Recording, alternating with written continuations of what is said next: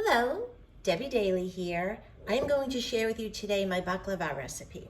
And so I have a half a cup of sugar already in the bowl and 1.5 teaspoons of cinnamon. Then you need 3 cups of very finely chopped walnuts is what I use. Some people use pistachios, some people use almonds, but I use walnuts. So I'm going to make this is the mixture that is going to be layered between the buttered phyllo dough. And you also need 2 sticks of melted butter, which I've already done as well. So now I'm going to mix all that up, as you can see here.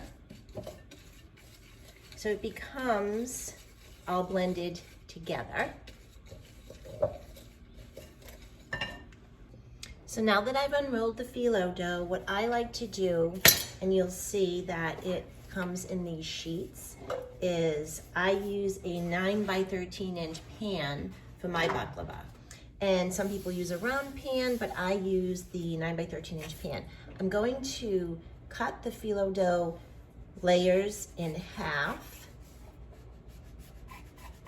So that way I get to use more of the phyllo dough without having it be bulky when you roll it under. And so now the first thing I'm going to do is I take my basting brush and pour a little bit of the melted butter on the bottom of the pan. Okay, and then you're going to brush that on the bottom so that prevents the sticking. But also, we do know that the butter makes the baklava delicious. Okay.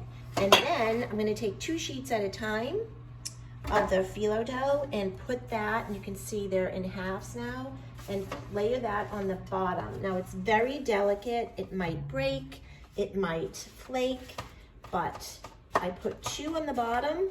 Then I'm going to put a little bit more of the butter, just a little bit, just enough to moisten up the sheets of phyllo dough.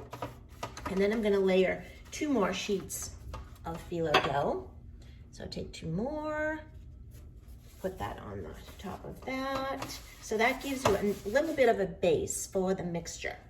And then again, we'll take a little bit more butter here. Okay, just a little bit to moisten the phyllo dough. So that gives you the base in the bottom of the, whoops, we're losing our brush. Bottom of the pastry.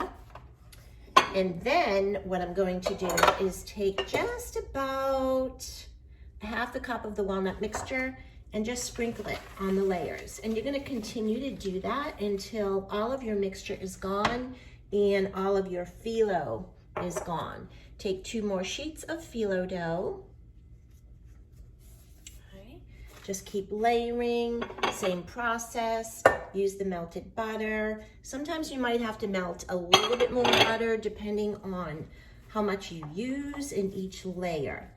Again, and you just continue the layering process. A lot of people think that this is really difficult to make, and it's super easy. The only difficult part is that the sheets of phyllo dough will dry up quickly. So you want to keep doing that until you use up all of your walnut mixture and use up all of your phyllo dough. Now, this is what it's going to look like after you finish layering. That's the top layer. Now, I know some people like to cut through it after it's cooked, and I like to do it before because as it's cooking and everything starts to settle, once you take it out and you already have your cuts in there, when you pour the honey syrup over it, it'll seep in much faster. And I also, and you'll see when I take it out of the oven, that they say to cool it off, but I don't because I like to put the honey mixture in. It seeps in into the cuts and it actually simmers a little bit and it gets up into the pastry even more. So that way you don't have to wait like 24 hours for it to all soak in. And especially if you're making it that day and you want to take it with you. So that's a faster process. So now I start cutting at an angle and I start at one corner here and I cut through the pastry. And I will do them on a diagonal so you get those nice little triangles when it's all completed. And I'm just going to continue cutting all the way down at an angle, and then I'm going to cut it crosswise. So I'm going to put it in the oven at 350 degrees. And that is going to cook for about half an hour or so, 30 minutes. And then we're going to take it out and pour the syrup mixture. So that's next. Okay, now we're going to make the syrup while the pastry is baking in the oven. So what you're going to need is 1 cup of water. Okay, and then pour that in your saucepan. You need 1 cup of granulated sugar. 1 cup of sugar. That goes in the saucepan. And then you need 2, I use, because we like the cinnamon, I use 1 to 2 tablespoons of cinnamon for that extra little bite. And then I use 1 teaspoon of cloves.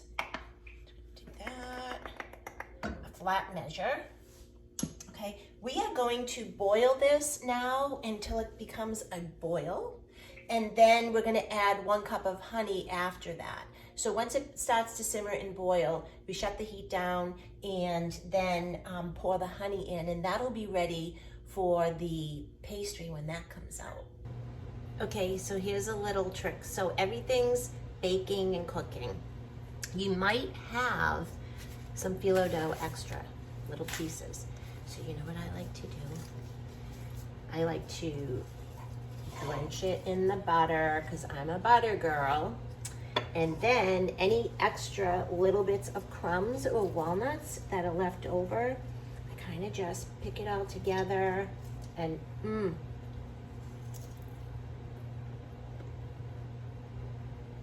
just kind of like to see how that tastes. And it's so good. But you can also take any extra phyllo dough you want and brush it with your butter that's left over. I'm just going to do this quickly. Pour any nut mixture that you have left over. I like walnuts too. And you know what? You're just going to roll it up. Roll it up so you're making like this little dough. Now there's butter and the walnut mixture in here. Take the rest of it, butter it up. You can also stick that on a cookie sheet and cook them in the oven, and they taste like baklava too. So that's what I do with the extra, right? We don't want to waste. Okay, so I believe our baklava is ready, and we're going to take that out of the oven and see how golden brown that is. It is beautiful. So while it's piping hot, what I do next is we've added our honey to our syrup mixture. You can see it's nice and brown. And what I'm gonna do, and you're gonna hear it, you're gonna kind of hear it sizzle. So let's do this. You hear that? I like to get it in on the top of the phyllo. Now it's seeping in into the cuts that I made, the triangle cuts. So that's gonna set nicely. And that's it. We are done. So that is my grandmother's baklava recipe that I call my own. So this is what you're gonna have, if you can see that, and you can actually see the honey mixture on the edge. So all that in just a little bit is gonna be absorbed by the pastry. And there you have it. I will be on next to making my grape leaves. That was my grandmother, not my grandmother, this was my mother's recipe, but before that was my aunt's recipe. And so, yeah, it's a big deal today, baking for Greek Orthodox Easter. But however, this is great anytime. So I hope you enjoyed my grandmother's baklava recipe.